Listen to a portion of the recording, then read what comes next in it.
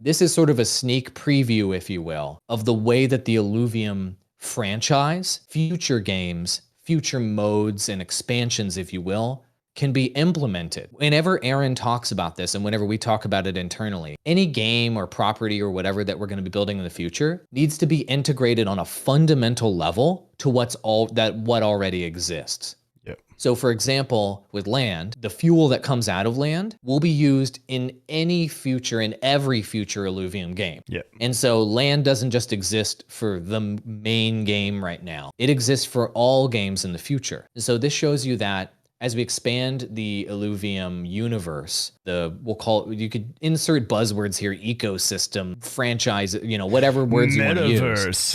Metaverse. Let's chop it up with our own metaverse. I hate when anybody says they're building their own metaverse.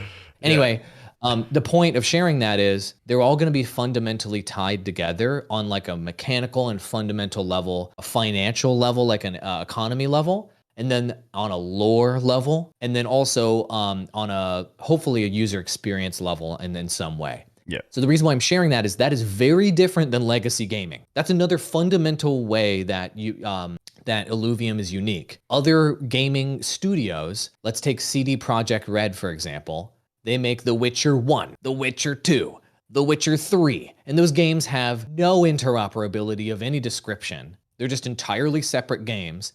And the only thread running through the games is the intellectual property and the lore. Yep. Whereas with Illuvium, the threads running through the games is not only the intellectual property and the lore, but also the economy runs through all the games. And then interoperability and functionality runs through the games. And then literally assets that you can be acquiring, such as Illuvatars, will run through all the games. So the connectedness of the franchise and future titles because of blockchain technology is game-changing.